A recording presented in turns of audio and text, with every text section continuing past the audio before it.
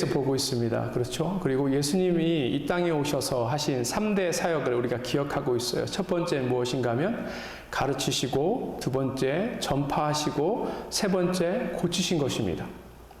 마태복음 5장부터 7장까지는 그래서 예수님의 가르치심과 전파하심에 대해서 특별하게 그 포션을 나눠서 소개하고 있고, 그 이후에 8장, 그 다음에 9장에 예수님의 그 고치시는 치유의 사역들이 나타납니다. 오늘 본문 바로 직전을 보면 예수님께서 회당에서 가르치시고 전파하시는 그런 사건들이 기록되어 있는 것을 볼 수 있습니다.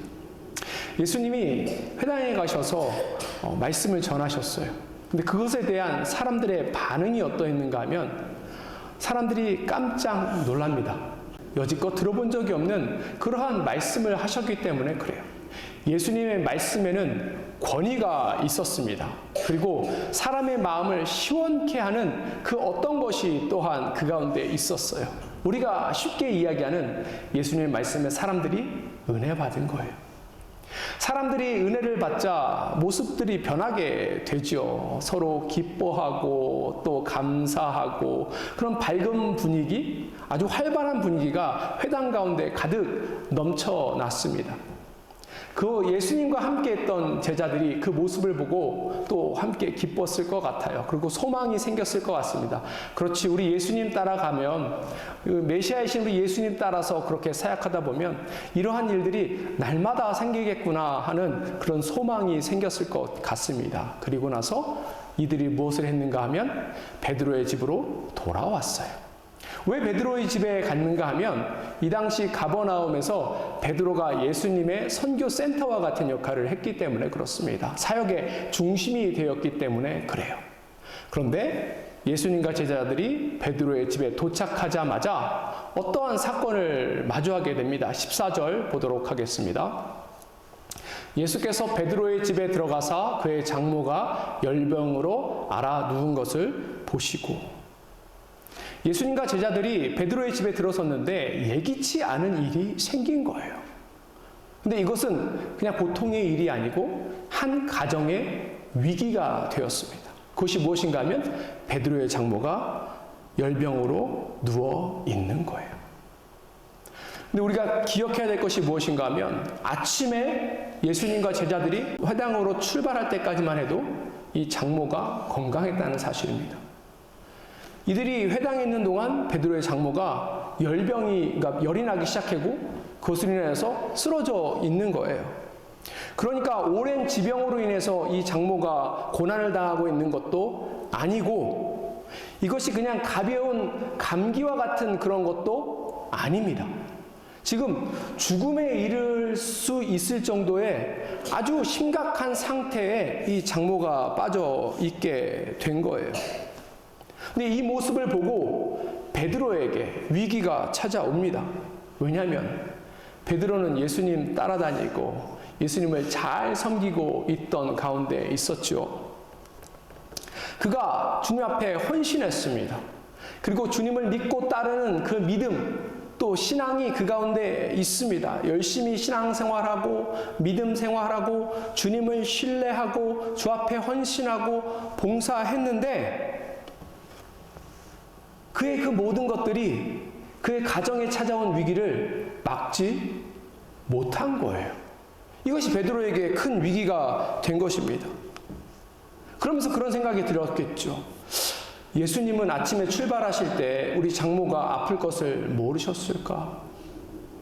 예수님은 회당에서 돌아오실 때 우리 장모가 아픈 것을 모르셨을까? 우리가 지난주에 본문을 살펴보니까 예수님께서 백부장의 종을 치유하시는데 아주 멀리서도 말씀으로 치유하실 수 있잖아요. 과연 예수님은 오시면서 멀리서 우리 장모를 치유하실 수는 없었을까? 아니면 아예 아침에 출발할 때 우리 장모에게 이런 아픔이 찾아오지 않도록, 질병이 찾아오지 않도록 막을 수는 없었을까라는 그런 생각이 그 안에 들었을 것입니다. 그래서 베드로는 실망했겠죠. 그리고 그 가운데 겁도 났을 것입니다. 무엇보다 예수님과 이 베드로가 함께 있는데도 불구하고 이 베드로는 지금 안절부절하는 그런 상태 가운데 있는 것이에요. 베드로의 장모의 그 상태에 대해서 지금 한번 살펴보기를 원하는데, 이 베드로의 장모는 지금 고열로 쓰러져 있습니다. 고열로 쓰러져 있고 이것으로 인하여서 거의 의식이 사라진 가운데 있어요. 우리가 아파봐서 알죠. 아주 높은 그런 고열로 우리가 쓰러져 누워 있게 되면 정신을 잃을 수도 있는 것입니다. 그리고 그렇다 보니까 이 장모가 아주 무기력한 가운데 있게 된 거예요. 여기 14절 보니까 이 베드로의 장모가 열병으로 누웠다라고 이야기하고 있죠. 근데 이 열병의 원어의 의미가 무엇인가 하면 불타고 있다라는 뜻이에요. 지금 베드로의 장모는 불타고 있는 것입니다. 갑자기 이 장모에게 찾아온 어떠한 불이 이 장모를 무기력하게 만든 것뿐만 아니라 이 불 때문에 회당장에서 이 예수님의 제자들이 경험했던 그 활기찬 분위기, 또 소망이 가득한 그런 기쁨, 이 모든 것들이 사라지고 오히려 이 사람들이 이 불로 인하여서 당황하고 낙심하게 되는 것을 우리가 지금 이 말씀을 통해서 볼 수 있었습니다. 그런데 오늘날 사람들에게도 이 베드로 장모같이 이 어떠한 문제 때문에 갑자기 신앙생활 혹은 삶의 위기를 겪을 수도 있습니다. 갑자기 경제적으로 어려워지고, 우리가 그런 것들을 경험했죠. 한국에서는 대표적인 것이 IMF 사건이죠. 많은 가정들이 깨어지고 고난을 겪고 아픔을 겪고, 또 그 당시에 졸업하고 취업해야 될 사람들이 취업 못해서 어려움을 겪고 사회적인 혼란도 우리가 경험한 적이 있습니다. 그런 것들이 삶에 어려움을 주는 거예요. 갑자기 그로 인해서 사업이 어려워지고 또 그것으로 인하여서 또 문제가 생기기 시작하죠. 자녀들에게 갑자기 찾아온 어떠한 문제, 이것들은 우리가 온전히 신앙생활하는데 또 온전한 삶을 사는데 방해가 될 때 얼마나 많습니까? 또 우리가 경험했지만 사랑하는 사람을 먼저 떠나보내는 일, 얼마나 힘들고 어렵습니까? 또 관계 가운데 생기는 어려움들, 이런 것들이 우리 삶에 어느 날 갑자기 찾아오는 거예요. 그리고 우리의 삶을 태워버립니다. 그래서 우리로 하여금 무기력하게 할 때가 너무나도 많이 있습니다. 근데 이거보다 더 큰 문제는 무엇인가 하면 이것들을 우리가 과연 해결할 수 있는가? 우리 힘과 능력으로 해결 못하는 문제들이 훨씬 더 많지요. 우리가 노력해도 되지 않은 부분들이 많아요. 그리고 더 실망스러운 것은 우리가 열심히 신앙생활해도 이와 같은 어려움이 우리 인생 가운데 찾아오는 것 자체를 우리가 막을 수 없다라는 사실입니다. 이와 같은 위기 가운데 서 있을 때 많은 사람들은 속수무책으로 그렇게 있게 되지요. 그리고 그런 상황에 대해서 실망하게 되고 또 좌절하게 되고 또 아파하게 되는 것을 볼 수 있습니다. 그런데 이 장모의 위기를 한번 보도록 하겠습니다. 이 장모의 위기는 열병으로 인해서 몸이 불타오르고 있는 것이죠. 그 불타오르는 것으로 인해서 지금 무기력해져 가고 있는 거예요. 오늘날 현대를 살고 있는 현대인들도 이와 같은 위기가 불같이 찾아오게 되고 또 아주 큰 불처럼 그들의 삶을 다 태워버리는 그 가운데 있게 되는 것입니다. 그 가운데 사람들이 고통스러워하고 아파하는 것을 우리가 또한 볼 수 있는 것이지요. 근데 여기서 한번 잠깐 생각해 보기를 원합니다. 무엇 생각해 보냐면, 베드로의 장모가 지금 움직이고 있지 못하는 원인이 무엇입니까? 바로 고열 때문에 그래요. 불 때문에 그렇죠. 베드로의 장모의 믿음을 지금 흔들고 있는 그 원인이 무엇입니까? 고열이죠. 이 불 때문에 그런 거예요. 또 베드로의 장모를 낙심하게 만드는 것은 무엇 때문에 그래요? 고열 때문에 그래요. 불 때문에 그런 것입니다. 이 같은 불이 우리 삶을 굉장히 지금 취약하게 만드는 것입니다.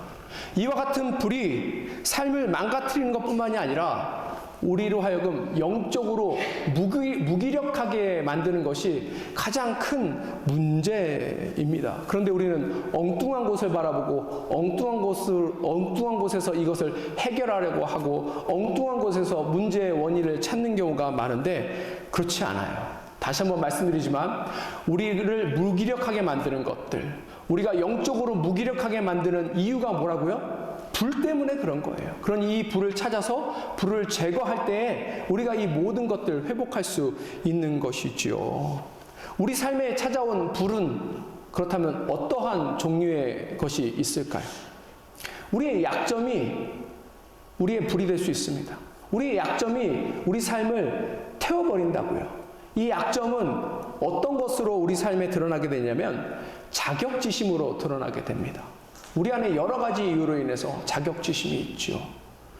자격지심이 들게 되면 어떻게 해요? 그 상대방에 대해서, 어떤 일에 대해서 미운 감정, 나쁜 생각 들기 시작하죠. 나쁘게 반응하는 거예요. 그것은 그 가운데 있는 자격지심이라는 불이 우리를 태우기 때문에 그렇습니다. 우리의 마음과 우리의 생각과 우리의 정서를 태우기 때문에 그러한 일이 벌어지고 있는 거예요.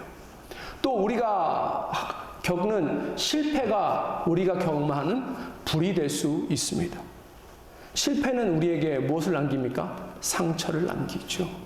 우리 마음 안에 있는 상처, 쓴뿌리, 견고한 진, 이런 것들이 불이 되어서 우리의 영을 불태우고 있는 거예요. 우리가 하나님 앞에 서는데 방해를 하고 있는 것입니다. 특별히 이러한 상처가 생기면 어떻게 되는가? 우리 안에 분노가 일어나게 됩니다. 이 분노 역시 성경에는 불로 표현할 때가 많습니다. 이 분노라는 불이 우리의 인생을 태우는 것뿐만 아니라 우리 주변에 있는 사람들도 태우는 것을 우리가 많이 경험하게 됩니다. 또 우리가 경험할 수 있는 불이 무엇이 있는가 하면 권태예요. 권태. 이 권태가 찾아오게 되면, 특별히 신앙 가운데 권태가 찾아오게 되면 어떻게 되는가? 영적인 게으름이 우리 가운데 찾아오게 됩니다.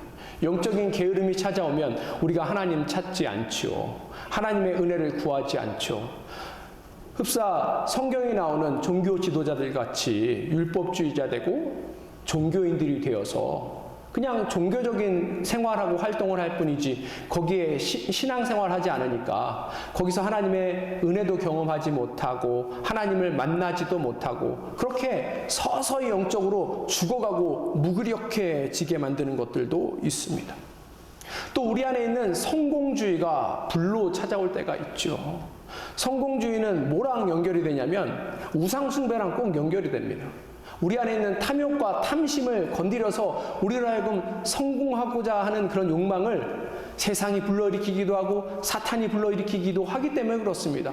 그와 같은 우상숭배, 그와 같은 탐욕과 탐심이 우리 마음속에 자리 잡게 되면 그것이 또한 불이 되어서 우리의 마음을 태워버리고 우리의 정서를 태워버리고 우리를 영적으로 태워버려서 영적인 무기력증에 빠지게 만든다는 사실입니다.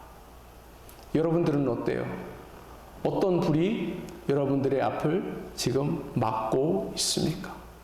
어떤 불이 여러분을 영적으로 완전히 태워버려서 하나님 앞에 설 수조차 없게 만들고 있습니까? 어떤 불이 하나님 앞에 나아가는 데 있어서 장애물이 됩니까? 이것들을 우리가 기억해야 돼요. 이것들을 우리가 발견해야 합니다. 그리고 이것들을 제거해야 돼요. 그래야 우리가 하나님 앞에 온전히 설 수 있을 뿐만 아니라 하나님이 주시는 그 은혜 가운데 하나님 주시는 그 복을 충만하게 누리며 나아갈 수 있는 것입니다.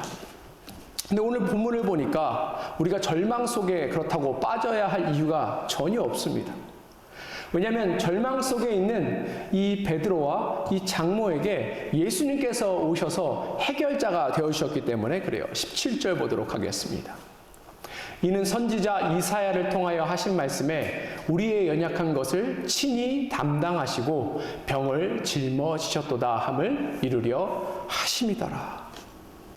오늘 이 17절은 이사야서 53장 4절의 그 말씀을 이 마태가 요약해서 마태 버전으로 지금 이야기하고 있는 것입니다.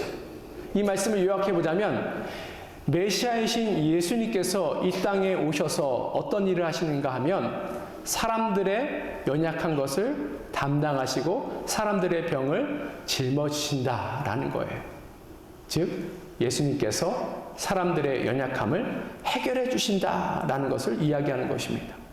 근데 이 예언이 예수님의 오심으로 인해서 어떻게 된 겁니까? 완전히 성취된 거죠. 완전히 해결된 거예요.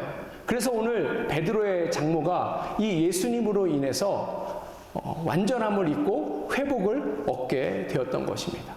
근데 여기서 우리가 집중해서 봐야 될 부분이 있어요. 그것이 무엇인가 하면 예수님께서 우리 연약한 것을 친히 뭐 하신다고요? 담당하십니다. 그리고 병을 어떻게 하셨다고요? 짊어지셨다 이야기하고 있습니다. 근데 이 원어를 보면 이 담당하다와 이 짊어지다라는 단어가 서로 다른 단어로 쓰였는데 공교롭게도 이 두 단어는 또한 어떤 의미를 가지고 있냐면 공통적으로 제거하다라는 의미도 가지고 있는 거예요. 그러니 우리가 이 말씀을 볼 때 또 어떻게 해석하면 되냐면 예수님께서 우리의 연약한 것을 친히 제거하시고 우리의 병을 제거하셨다라고 또 해석하면 되는 것입니다. 예수님께서 우리의 연약함들, 아픔들, 또 우리 안에 있는 장애, 또 상처, 절망 이런 것들을 제거하실 수 있는 유일한 분이시다라는 것을 우리가 이 말씀을 통해서 볼 수 있고 이 말씀을 통해서 우리가 또한 격려받아야 하는 것입니다. 그런데 잘 아시는 것처럼 예수님께서 이것들을 어떻게 제거하셨어요? 우리 대신 그 모든 연약함들과 아픔을 대신 지심으로 해결하셨습니다. 특별히 이 모습을 오늘 베드로 장모의 그 열병 가운데는 어떻게 해결하셨는가 보도록 하겠습니다. 15절 보도록 하겠습니다. 그의 손을 만지니 열병이 떠나가고 여인이 일어나서 예수께 수종들더라. 예수님께서 어떤 방법으로 오늘은 베드로의 장모를 치료하십니까? 손을 만집니다. 근데 손을 만진다라고 이렇게 나와 있는데 그 원어를 직역해 보면 이런 뜻이에요. 예수님께서 베드로 장모의 손을 잡으시더라. 이렇게 원어에는 쓰여 있습니다. 직역하면 그런 거예요. 예수님은 누군가를 치유하실 때 늘 다른 방법을 사용하십니다. 왜냐하면 그것을 통해서 사람들에게 메시지를 지금 전달하시기 때문에 그런 거예요. 우리가 지난 시간에 예수님께서 백부장의 그 종을 치유하신 사건을 봤습니다. 어떻게 치유하셨어요? 말씀으로 치유하셨어요. 그것도 아주 멀리 떨어진 곳에서 말씀으로 치유하셨습니다. 근데 오늘은 어떻게 예수님께서 치유하시는가? 베드로 장모의 손을 잡으심으로 치유하신 거예요. 왜 잡으셨을까요? 예수님이 손을 대면 그 병이 낫기 때문에 손을 댄 것인가? 그런데 예수님이 다른 곳에 손을 댄 것이 아니고 장모의 손을 지금 잡고 계시는 것이거든요. 근데 이것은 무엇을 의미하는가 하면 예수님께서 지금 이 장모를 위로해주고 계시는 거예요. 예수님께서 이 장모를 너무너무 사랑하시기 때문에 손을 잡고 위로해 주시는 것입니다. 이 장모의 모습이 너무나도 불쌍해서 지금 예수님께서 그 손을 꼭 잡아주심으로 위로해 주시는 거예요. 우리도 그런 경험했지 않습니까? 누군가 아픔을 겪는다면 우리가 손을 꼭 잡아줌으로 우리의 마음을 전하고 있지 않습니까? 저희 아인이 낳을 때 그 양수가 이제 터져가지고 빨리 병원에 가야 되는 그런 상황이었어요. 그래서 병원에 갔습니다. 근데 아내가 이제 아이를 낳을 때가 되니까 아파하죠. 아기 낳기 전에 굉장히 괴로워하고 힘들어 했습니다. 근데 그 아기 낳기 직전에 간호사가 와서 제 아내가 아이를 낳을 준비가 됐는지 안 됐는지 체크업도 하고 뭐 여러 가지 일들을 했습니다. 근데 쭉 보니까 이 간호사가 된 지 얼마 안 된 초보 간호사처럼 보였어요. 왜냐하면 그 뭐 하는 것들이 조금 서툴렀고요. 또 뭐 잘 몰라서 나갔다 오고 막 이런 일들도 있었고 또 얼굴도 굉장히 앳돼 보였습니다. 근데 아내가 너무 아파하니까 사실 자기가 할 수 있는 것도 별로 없잖아요. 뭘 했냐면 옆에서 손을 꼭 잡아주더라고요. 그러면서 너무 힘들고 어렵지 내가 그 마음 너무 잘 알아 하는 표정으로 손을 꼭 잡아주는데 그 모습을 보고 제가 그 사람의 진심과 사랑을 경험하게 되었습니다. 누군가의 손을 꼭 잡아준다는 의미는 그와 같은 것이 있는 거예요. 예수님은 지금 베드로의 장모의 손을 꼭 잡아주시면서 얘야, 네가 지금 힘들지, 어렵지, 내가 그 마음 다 안다. 너의 고통과 아픔을 내가 이미 다 알고 있다. 그래서 내가 너를 치료해 주겠다. 라는 지금 의미를 가지고 있는 것입니다. 예수님의 이 사랑과 위로의 손길이, 그런데 이 말씀을 보니까 어떻게 된 거예요? 베드로의 장모를 마침내 치료해 주십니다. 그 고열이 사라진 거예요. 불이 사라지게 된 것입니다. 여기 15절을 다시 한번 보도록 하겠습니다. 예수님께서 그 손을 만지시니까 어떤 일이 일어나요? 첫 번째, 치료가 일어났죠. 열병이 떠나간 거예요. 불이 떠나간 것입니다. 베드로 장모의 삶을 완전히 태워버리는, 무기력하게 만드는 그 불이 사라지게 된 거예요. 그러고 나니까 이 베드로의 장모가 어떻게 됩니까? 그 자리에서 일어나죠. 그리고 나서 예수님께 수종 들기 시작합니다. 이 수종 들다라는 의미는 섬기기 시작했다라는 것을 의미하는 것이죠. 지금 기적이 일어난 거예요. 기적이 일어난 거예요. 감기가 아닌데 갑작스런 열이 생기는 것, 이거는 굉장히 위험한 신호죠. 그런데 그 모든 것들이 깨끗하게 낫게 된 것입니다. 열병이 떠나가니까 이 여인이 일어나서 예수님을 수종드는 것이 또한 어떤 의미를 가지고 있냐면, 우리가 다 아파봐서 알죠. 제가 지난 12월에 독감 걸려가지고 2주 동안 누워 있었잖아요. 천천히 회복되더라고요. 천천히 회복됩니다. 우리가 자연 치유받으면 어떻게 돼요? 천천히 회복돼요. 물론 의사의 손길을 받고 또 약을 먹는다 할지라도 서서히 회복되는데, 예수님께서 그 즉각 치유하시니까 어떻게 됩니까? 일어나서 그 전에 무기력했던 그 모습은 온데간데 사라지고, 오히려 이 장모가 활력을 얻어서 예수님을 섬기기 시작한 거예요. 이게 하나님께서 우리에게 베푸시는 놀라운 일입니다. 예수님께서 하시면 나타나는 아주 놀라운 증거가 바로 여기에 있는 거예요. 완전히 치유됐을 뿐만 아니라 이전에는 경험하지 못한 오히려 세임을 통하여서 이 장모는 이제 새로운 삶을 살기 시작합니다. 16절 보도록 하겠습니다. 저물매 사람들이 귀신 들린 자를 많이 데리고 예수께 오거늘 예수께서 말씀으로 귀신들을 쫓아내시고 병든 자들을 다 고치시니. 14절 15절은 베드로 장모가 아프고 예수님께서 치유하신 사건이 나타납니다. 근데 16절을 보면 14절 15절이랑 별로 연관되어 있지 않은 것처럼 보여요. 이제 예수님께서 가버나움에서의 사역을 마무리하고 그렇게 이제 다른 곳으로 가시려고 이것들을 요약하는구나 라고 우리가 이해할 수 있는데, 그렇지 않습니다. 14절 15절과 16절이 연결되어 있어요. 왜냐하면 이 베드로의 장모가 예수님을 뒤에서 섬기고 서포트하기 시작했기 때문에 16절에 있는 많은 사람들을 예수님께서 치유하실 수 있게 되는 것입니다. 제가 앞에서 설명드렸죠. 베드로의 집이 예수님의 선교센터 역할을 감당했습니다. 그렇다면 이 16절에 있는 많은 아픈 사람들은 지금 누구 집에 온 거예요? 베드로 집에 온 거예요. 그럼 이 사람들을 뒤에서 누가 섬기고 서포트 했겠습니까? 바로 예수님으로부터 힘을 얻고 새 힘을 얻고 다시금 일어선 베드로의 장모가 이 뒤에서 이 모든 것들을 하게 된 거예요. 예수님께서 베드로의 장모를 치유하심으로 인해서 베드로의 장모는 이제 새로운 삶을 살기 시작한 거예요. 어떤 삶인가 하면 자신과 같이 어떠한 불로 인하여서 괴롭고 고난당하고 아파하고 무기력해져 있는 사람들을 도울 수 있게 되는 것이죠. 또 그 사람을 도움으로 인해서 이 사람들 속에 있는 불, 이 사람들의 삶을 태우고 있는 그 모든 어려움들, 아픔들이 해결될 수 있는 그 일에 지금 베드로의 장모가 쓰임 받고 있는 것입니다. 참으로 복되고 귀한 삶을 그래서 이제 베드로의 장모가 살기 시작한 거예요.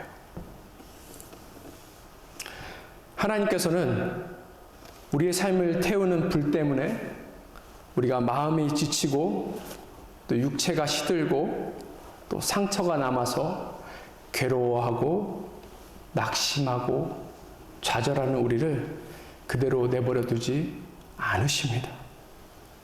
예수님은 십자가에서 우리의 연약함을 대신 제거해 주셨을 뿐만 아니라 여전히 우리의 삶을 태우고 있는, 우리의 믿음을 태우고 있는, 우리의 신앙을 태우고 있는, 우리의 영성을 태우고 있는 이 불을 제거해 주십니다. 사랑하는 성도 여러분, 우리가 이 시간 가운데 기억해야 될 것이 있어요. 다시 한번 거듭 말씀드리지만 우리 안에 어떠한 불이 있는지 다시금 생각해 봤으면 좋겠습니다. 왜냐하면 이 불이 있는 이상 우리가 온전히 신앙생활 할 수 없습니다.